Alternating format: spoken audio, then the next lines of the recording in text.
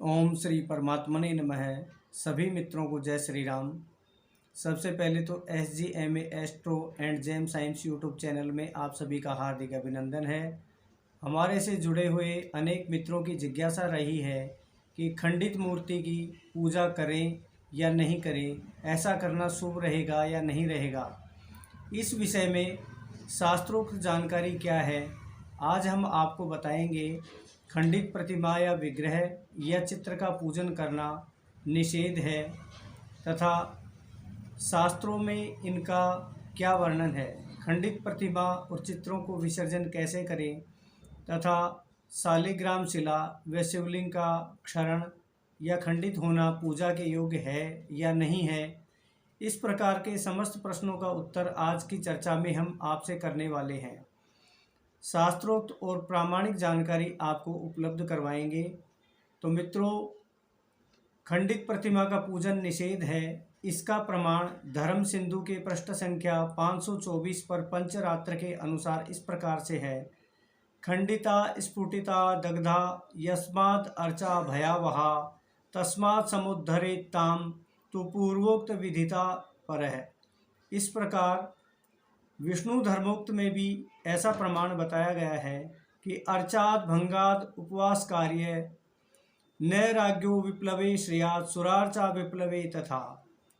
इन शास्त्रीय प्रमाणों के आधार पर जो प्रतिमा खंडित है, टूटी हुई है या जली हुई है या भ्रष्टमान है, भ्रष्टमान का अर्थ यहाँ जो सत्कार से हीन है उससे बताया गया है।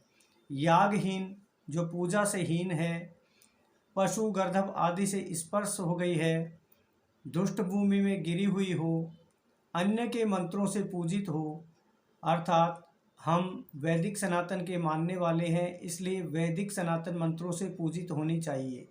जो पतित के स्पर्श की हो, फटी हुई हो, ऐसी 10 प्रतिमाओं का देवत्व भंग हो जाता है, अर्थात उनमें देवत्व का निवास नहीं रहता है। पंचरात्र में ही बताया है कि खंडित, फटी हुई और टूटी हुई चलायमान मूर्ति का पूजन भयदायक होता है, अर्थात उससे भय उत्पन्न होता है। अतः बुद्धिमान मनुष्य ऐसी मूर्तियों की पुनः प्राण प्रतिष्ठा करवाए और प्रायश्चित करे, और अगर पूजा में विघ्न आ जाए तो व्रत आदि करना चाहिए। विष्णु धर्म में ऐसा लिखा हुआ है कि राज्य भंग हो या देव पूजन का नाश हो जाए तो भोजन नहीं करना चाहिए। अपवाद के स्वरूप में खंडित मूर्ति अर्थात स्फुरित या क्षरण मूर्ति पूजा के योग्य है या नहीं है, इस विषय में शास्त्र क्या कहते हैं, तो आइए जानते हैं।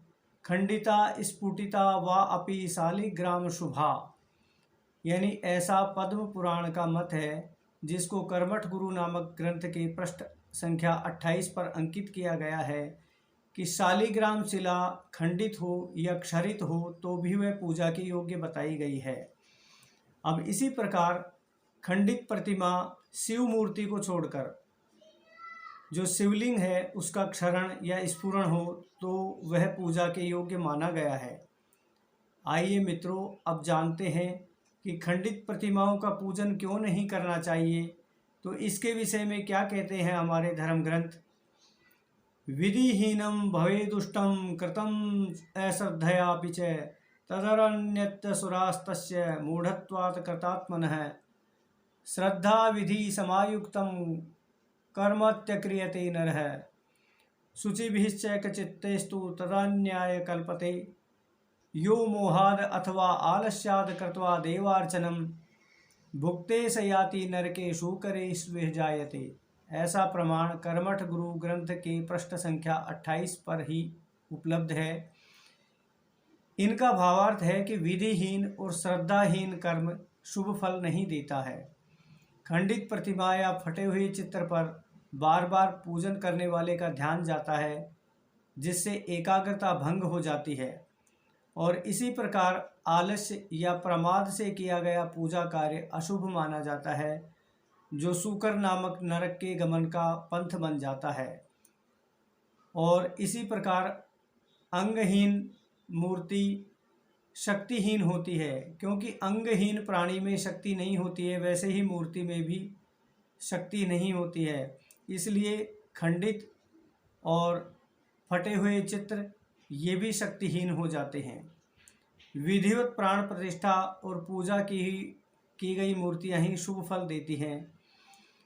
अब हम चर्चा करते हैं कि खंडित मूर्ति का क्या करें। तो इसके लिए शास्त्रों में निर्देश मिलता है कि संकल्प करके प्रायश्चित्त पूर्वक हवन इत्यादि शास्त्रोक्त विधान पूर्वक मूर्ति को पतित स्पर्श करवाकर इत्यादि विधान पूर्व अपनाकर जल प्रवाह करना चाहिए। काष्ठ की मूर्ति हो तो अग्नि संस्कार का निर्देश मिलता है। इस प्रकार मित्रों, खंडित मूर्ति व चित्र के विषय को स्पष्ट किया गया है। हमारा प्रयास आपको अच्छा लगे तो चैनल को लाइक, सब्सक्राइब और कमेंट करके हमारा उत्साहवर्धन करें। जय श्री राम।